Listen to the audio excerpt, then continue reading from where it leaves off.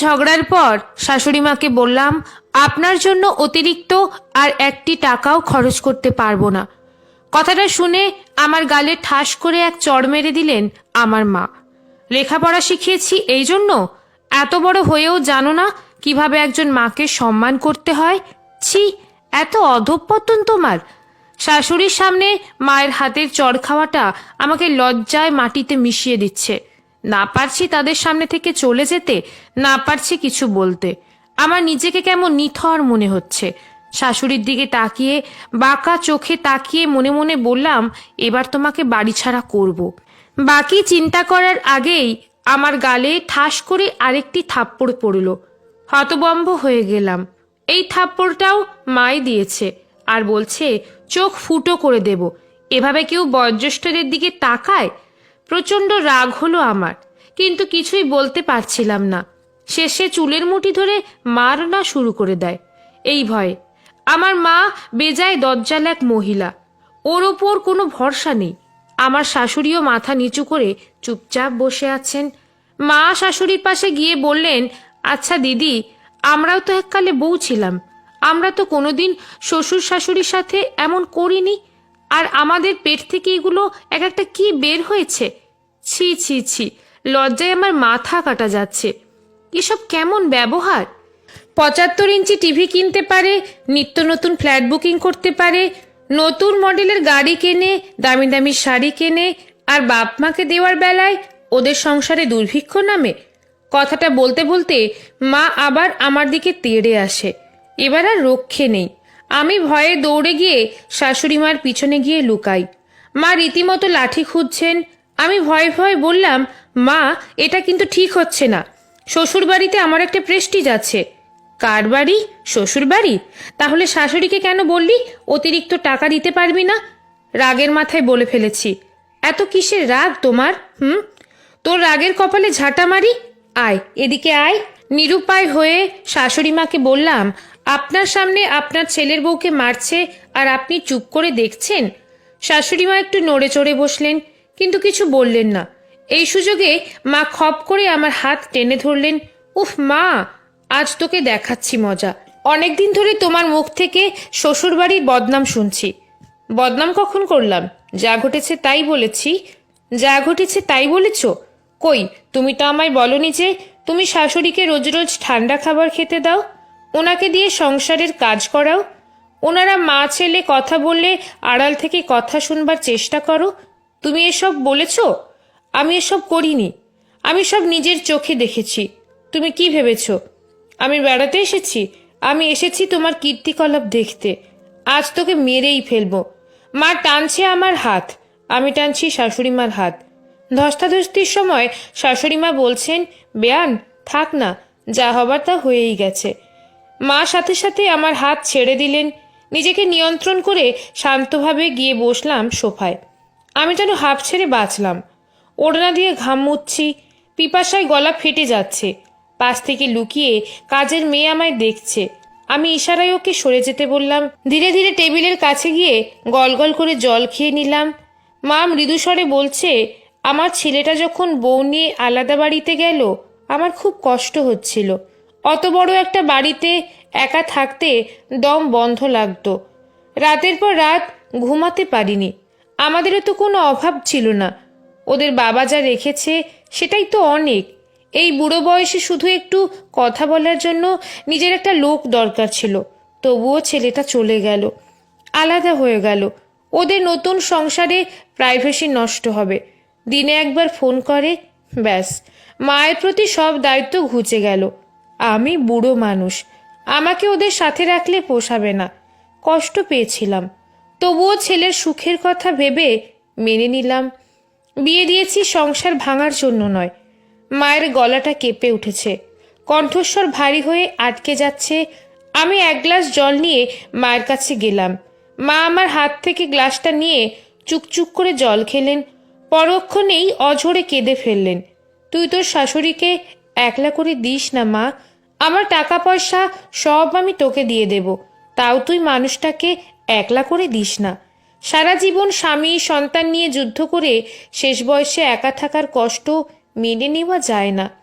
আমি তো তোর মা, কত মেরেছি বকেছি, তবুও কি পেরেছিস আমাকে ভুলে যেতে? শাশুড়িকে একবার মা ভাবতে পারিস না? মায়ের কান্নাটা একবার ন্যাকামি আর একবার দুঃখের মতো লাগছিল। বুঝতে পারছিলাম না কি বলবো। মা আমার বিচক্ষণ মানুষ, তিনি আবার বললেন, আমি জানি আমাদের সমাজের মেয়েরা শ্বশুরবাড়িতে নানাভাবে নির্যাতিত হয়, ওরা সম্মান পায় না, সুখ পায় না। ওই নির্যাতিত বউটার পাশে দাঁড়ানো আমাদের সবার যেমন কর্তব্য, তেমনি তোদের মতো বউদের হাত থেকে যে শ্বশুর শাশুড়ি নির্যাতিত হয় তাদের পাশে দাঁড়ানোও তো আমাদের কর্তব্য। বল, তুই আমার মেয়ে বলে আমি তোর অন্যায় মেনে নেব, এটা কি ঠিক হবে? তোর দাদা বাড়ি থেকে চলে যাওয়ার পর তোর শাশুড়ির সাথে আমার রোজ কথা হতো। আমি কিন্তু তার মুখে কোনোদিনও তোর নামে খারাপ কথা শুনিনি। আর তুই প্রতিটি মুহূর্ত শুধু শাশুড়িকে নিয়ে অভিযোগ করেছিস। জানিস, তোর দাদার বউটাও ঠিক তোর মতো করে আমাকে নিয়ে অভিযোগ করত। তারপর একদিন আমাকে রেখে চলে গেল। যে একাকিত্বের কষ্টে আমি তিল তিল করে মরছি, আমি চাইনি আমার মেয়ের হাত ধরে তার শাশুড়ি মাও সেই কষ্টে মরুক। তোর দাদার বউকে নিজের অজান্তে কত অভিশাপ দিয়েছি। আমি চাইনি আমার মেয়েটাকে কোনো মা অভিশাপ দিয়ে বসুক। আমার মতো তোর শাশুড়ির তো আর বিশাল সম্পত্তি নেই। ভয় হচ্ছিল তোরা যদি তাকে বৃদ্ধাশ্রমে রেখে আসিস। আমরা সত্যিই শাশুড়িমাকে বৃদ্ধাশ্রমে রাখার প্ল্যান করছি। এতে অবশ্য সুজয় রাজি ছিল না। অনেকটা জোর করে কৌশলে শাশুড়িমাকে দিয়েই সুজয়কে বলিয়েছি তিনি বৃদ্ধাশ্রমে থাকতে চান। এই বাড়িতে তার বয়সী কেউ নেই, তিনি মন খুলে গল্প করতে পারেন না। মায়ের জোরাজুরিতে সুজয় মাকে বৃদ্ধাশ্রমে পাঠাতে রাজি হয়। আমার শাশুড়িমা যে সত্যি আমার মাকে আমার সম্পর্কে বানিয়ে বানিয়ে খারাপ কিছু বলা তো দূরে থাক, যতটুকু খারাপ তার সাথে করেছি সেটুকুও বলেনি, তা মায়ের কথা শুনেই বুঝতে পেরেছি। আমার গর্ভধারিণী মা যতই দজ্জাল হোক, সততায় কোমলতায় তার এতটুকু শূন্যতা নেই। সে কারণেই এই দজ্জাল মায়ের এত মার খেয়েও তাকে প্রচণ্ড ভালোবাসি। শাশুড়ি মা ছোট্ট একটা ব্যাগ নিয়ে আমাদের মা মেয়ের মাঝে দাঁড়ালেন। আমার হাতে একটা গলার হার, একটি কানের দুল দিয়ে বললেন, তোমার শ্বশুরের শখ ছিল তার ছেলের বউকে যাতে আমি এই গয়নাটা দিই। একটা কানের দুল কোথায় যেন হারিয়ে ফেলেছি। এই ডিজাইনের আরেকটি কানের দুল বানানোর জন্যই টাকা চেয়েছিলাম। ভেবেছিলাম তোমাদের বিবাহবার্ষিকীতে উপহার দেব, সেটা তো আর হলো না। দুলটা তুমিই গড়িয়ে নিও। বৃদ্ধাশ্রম থেকে ফোন এসেছিল, আজই নাকি উঠতে হবে। আমি আসছি। শাশুড়ি মা ব্যাগ নিয়ে হেঁটে যাচ্ছেন। মা আমার দিকে ঘৃণা ভরা তীক্ষ্ণ দৃষ্টিতে লাল লাল বড় বড় চোখ জোড়া নিয়ে তাকিয়ে আছে। বুঝতে পারছিলাম এই পৃথিবীতে মা বেঁচে থাকার সত্ত্বেও আমি আর সুজয় মাতৃস্নেহ থেকে বঞ্চিত হতে যাচ্ছি। আমার শরীর জুড়ে কি যেন একটা ছোটাছুটি শুরু করলো। মাথাটা অসহ্য ব্যথা করছে। আর কয়েক পা এগুলেই শাশুড়িমা ঘরের চৌকাঠ পেরিয়ে যাবে। আমি ছুটে গিয়ে শাশুড়িমার পায়ের কাছে লুটিয়ে পড়লাম। আপনি যাবেন না মা। বাইরে গাড়ির হর্ন বাজলো, সুজয় এসেছে। আমি মায়ের পা ছাড়ছি না। মা বলছেন, উঠো উঠো, সুজয় চলে এসেছে।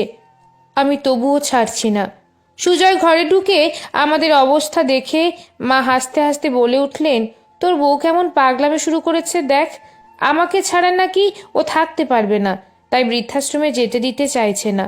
ও তো ঠিকই বলেছে মা, তুমি শুধু শুধু জেদ করছো। আমাদের সাথেই থেকে যাও না। দেখি মা, পা ছেড়ে একবার উঠো। আমি উঠে দাঁড়িয়েছি। লজ্জায় ঘৃণায় অনুতাপে সুজয়কে সমস্ত সত্যিটা জানিয়ে দেবার জন্য উঠে দাঁড়িয়েছি। আমি যেই বলতে গেলাম সুজয় মাকে মা আমাকে থামিয়ে বুকে জড়িয়ে বললেন, বড় ভাগ্য করে এমন বউ পেয়েছিস সুজয়, ওকে যত্নে রাখিস। সুজয় নিত্যদিনের মতো ফ্রেশ হতে যায়। শাশুড়িমা আমার চোখের জল মুছতে মুছতে বললেন, সংসারের সব মেয়েলি ব্যাপার পুরুষদের বলতে নেই। আমি সুজয়ের মা, তুমি ওর স্ত্রী। আমরা দুজনেই ওর প্রিয়। আমাদের নামে বদনাম শুনলে ওর মনে কত কষ্ট হবে জানো? তোমার দজ্জাল মা তোমাকে সব শেখায়নি? আমি বোকা বোকা ভাবে হেসে বললাম, দজ্জাল মা সব শেখালে আমার কোমল মা কি শেখাবে? আমার দজ্জাল মা পাশ থেকে বললেন, এজন্যই কারো ভালো চাইতে নেই। নিজেরা মিলেমিশে এখন আমাকে কেমন দূরে রেখেছে দেখো। আমিও বলে রাখছি, মেয়ের মা ভেবে আমাকে দূরে রাখলে চলবে না। আমিও বুড়ো মানুষ, আমারও তো গল্প সল্প করতে ইচ্ছে করে নাকি? লেখা সংগৃহীত, পাঠে রুম্পা বিশ্বাস।